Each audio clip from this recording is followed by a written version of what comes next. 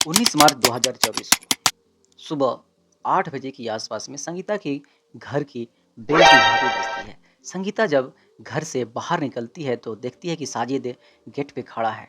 साजिद बोलता है कि भाभी मुझे कुछ पैसे की सख्त ज़रूरत है।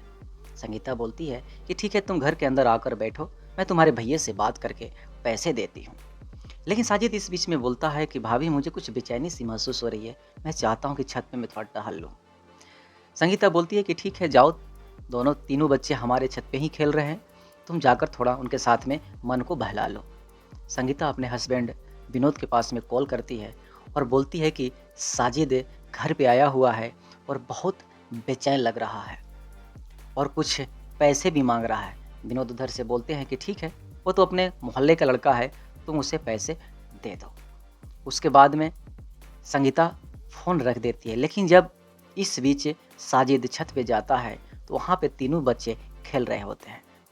बड़ा वाला बेटा जो आयुष होता है वो 13 साल का होता है, माझिल वाला जो युवराज है वो 10 साल का होता है और सबसे छोटा आहान 6 साल का रहता है। साजिद यहाँ पे बोलता है युवराज को कि तुम मेरे लिए पानी लेकर आओ नीचे से। युवराज पानी लेने चला जाता है।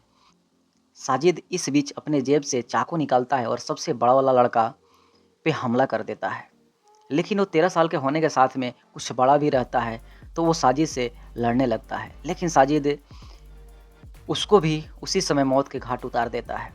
लेकिन इस बीच दोनों की झगड़े में छत के ऊपर में जो एक कमरा होता है, उस कमरा की खिड़की पे शीशा लगा हुआ होता है, वो शीशा टूट जाता है। जब युवराज पानी लेकर नीचे से आता है तो देखता है कि हमारे जो सबसे बड़े भाई हैं साजिद ने उनको मार दिया है। लेकिन इस बीच साजिद क्या करता है, सबसे छोटा वाला भी होता है, उसको भी मार देता है। युवराज यहाँ पे डर जाता है और वो भागकर नीचे जाता है।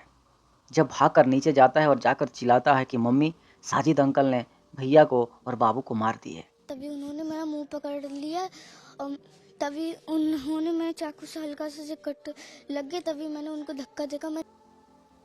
संगीता यहाँ घर से बाहर निकलती है और देखती है कि साजिद अपने हाथ में चाकू लेकर सीढ़ी पे खड़ा है और एक ही बात बोल रहा है कि आज मेरा जो मकसद था वो पूरा हो गया। बदायूं में दो सगे मासूम भाइयों को बड़े भयानक ढंग से मौत के घाट उतार देने के आखिर दोस्तों साजिद का क्या मकसद था, क्या उसका ज़रूरत था कि एक अपने ही जान पहचान घर वाले को, पूरी फैमिली को बर्बाद कर दिया।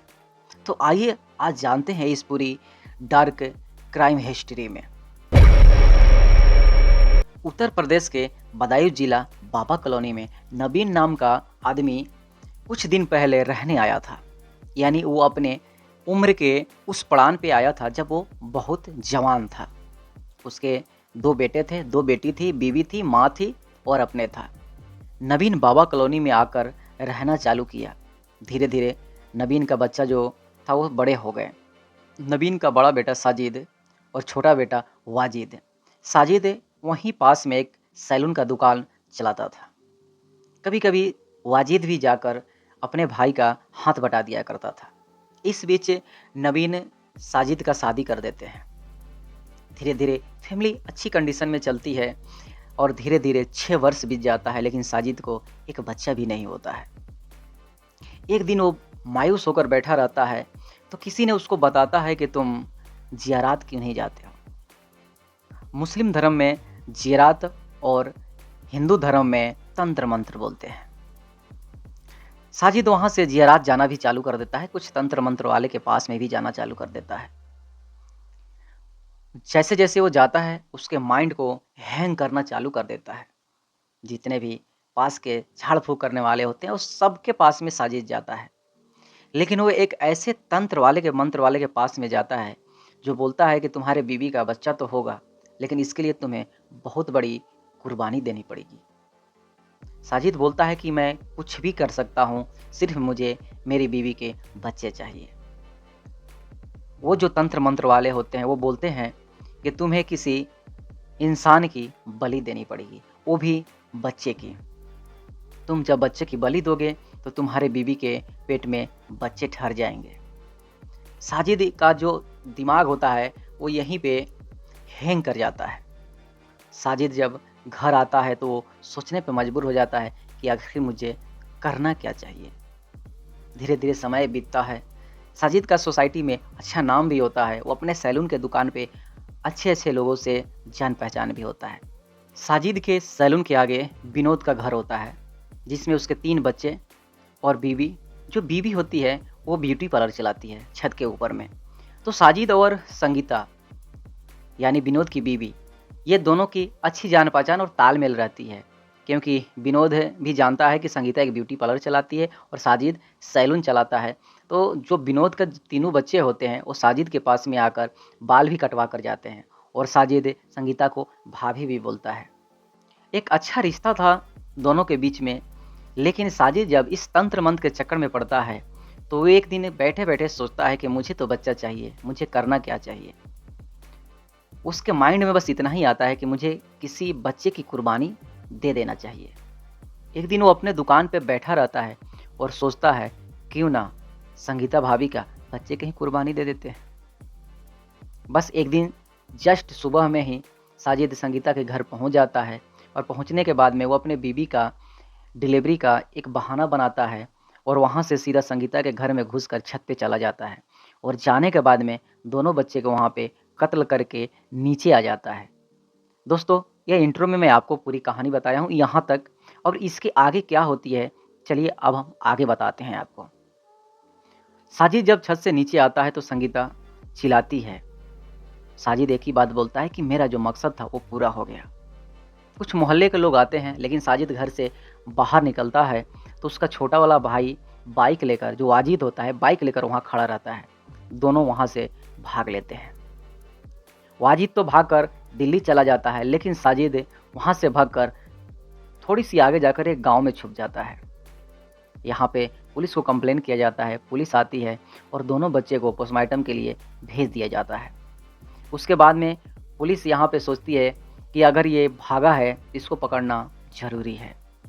पुलिस साजिद के पीछे लग जाती है, क्योंकि पुलिस को पूरी क्लियर मालूम रहता है कि ये जो मर्डर है साजिद ने ही किया है, और वाजिद के बारे में पुलिस उस समय तक नहीं सोचती है। जैसे ही पुलिस खोजना चालू करती है तो पता चलता है कि साजिद किसी गांव में जाकर छुपा हुआ है। गांव के आसपास में जंगल भी होता है।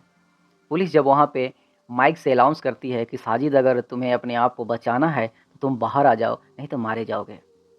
लेकिन साजिद यहाँ पे अपने पास में एक कांटा भी रखता है। वो वहाँ से फायरिंग करना चालू कर देता है। जैसे फायरिंग करना चालू करता है तो पुलिस वाले भी जवाबी कार्रवाई करते हैं और उस बीच में साजिद का एनकाउंटर हो जाता है। साजिद का एनकाउंटर हो जाने से कहानी तो पूरी खत्म नहीं हो रही है। यहाँ पे आपको लग रहा है कि साजिद ने तंत्र मंत्र की वजह से संगीता की दोनों बच्चे को मर्डर कर दिया। पुलिस जब पूरी तलाश करती है तो साजिद का जो भाई वाजिद होता है वो भी पता चल जाता है कि वो दिल्ली में छुपा हुआ है। लेकिन वाजिद अपने आप को बचाने के लिए वो सीधा एक वीडियो क्लिप वायरल करता है और वहाँ आकर पब्लिक पुलिस बहुत के थी। सामने मैं surrender सीधा करता है। दिल्ली भाग गया। मैं दिल्ली पुलिस के से पास में कोई बरेली आया हूँ, ऑप्शन ही नहीं अपने आप रहती है, को क्योंकि सरेंडर पुलिस तो करने जान के चुकी लिए। रहती है कि साजिद तंत्र मंत्र की वजह से संगीता की दोनों बच्चों को मर्डर किया है। लेकिन साजिद का भाई वाजिद जो यहाँ पे एक रहस्य का बात खोलता है, उससे पुलिस वाले को आंखें खुली की खुली रह जाती है। आखिर वो रहस्य क्या था, आइए आगे की कहानी में हम लोग जानते हैं। वाजिद यहाँ पे बताता है कि संगीता जो एक ब्यूटी पार्लर चलाती थी अपने छत के ऊपर में, वहाँ पे बहुत सारे लड़कियाँ और औरत भी आती थी। एक दिन की बात है कि उसके संगीता की पड़ोस की एक औरत अपने फेस वॉश कराने के लिए, ब्यूटी कराने के लिए वहाँ पे आती है। आने के बाद में कुछ पैसों को लेकर संगीता से झड़प हो जाता है। संगीता बोलती है कि अगर तुम्हें ब्यूटी पार्लर में आना है, अपने आप को मेकअप कराना है तो पैसे तो चुकाना पड़ेगा।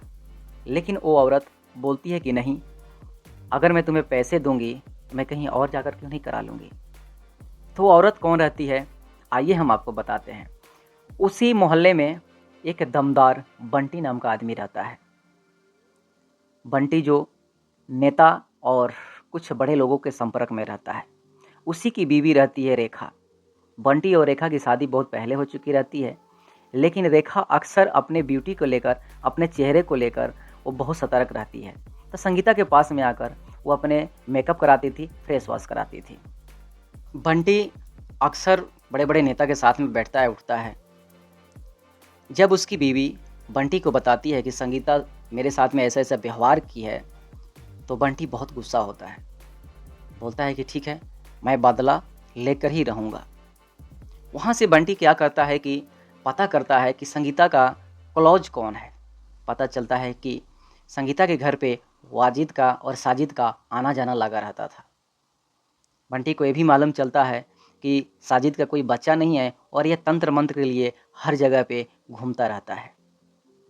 बंटी यहाँ से सीधा जिस तांत्रिक के पास में साजिद जाता था वहाँ पे पहुँच गया और जाकर उस तांत्रिक को बोला कि तुम साजिद को ऐसा मोटिवेट करो, ऐसा उसका दिमाग घुमा दो कि वो मर्डर करने पे राज़ी हो जाए। मैं तुम्हें 1 लाख रुपया देने के लिए तैयार हूँ। तंत्र मंत्र वाले को और क्या चाहिए, झूठा व्यवहार फैलाना उनकी तो काम ही बनी रहती है। उसे मोटिवेट करते हैं कि अगर तुम्हें अपने बीवी का बच्चा चाहिए तो तुम्हें एक नर बलि देना पड़ेगा, एक इंसान का बलि देना पड़ेगा। उसके बाद में साजिद बोलता है कि बाबा मुझे ऐसा आदमी मिलेगा कहाँ पे? तो वो बताता है कि तुम्हारे घर के जस्ट सामने या आसपास में 3 बच्चे हैं। मैं यहाँ से देख रहा हूँ 3 बच्चा है, उसमें से 1 या 2 बच्चे का तुम बलि दे दो। बस कहानी क्या थी, यहीं से साजिद आकर और सीधा संगीता के दोनों बच्चे का कत्ल कर देता है। जब साजिद का भाई वाजिद सारी कहानी पुलिस को बताता है तो पुलिस बिल्कुल शौक रह जाता है कि ये जो केस है ये किसी और मोड़ में जाने से बजाय ये किसी और मोड़ में कैसे आ गया। पुलिस वहाँ पे सीधा बाबा कॉलोनी पहुँचती है और यहाँ आकर बंटी और रेखा को दोनों को गिरफ्तार कर लेती है। गिरफ्तार करने के बाद में रेखा और बंटी दोनों अपने जुर्म कबूल कर लेते हैं कि हाँ, हमने ही साजिद को ऐसा करने के लिए उकसाया था। और वहाँ से 302, 307 के केस में दोनों को जेल हो जाती है और कोर्ट भी उसे मुजरिम मानकर जेल कर देती है। तो दोस्तों, अगर आपके आसपास में ऐसे क्राइम हो रहा है तो आप सतर्क रहिए, आप अपने बच्चों को सुरक्षित रखिए। और अगर हमारे वीडियो लास्ट तक अगर आप देखे हैं तो लाइक और सब्सक्राइब करके ही जाइए और कमेंट करिए भाई के लिए नया है कि ऐसा लगा वीडियो आपको। मिलते हैं छोटा सा नेक्स्ट वीडियो नेक्स्ट स्टोरी में।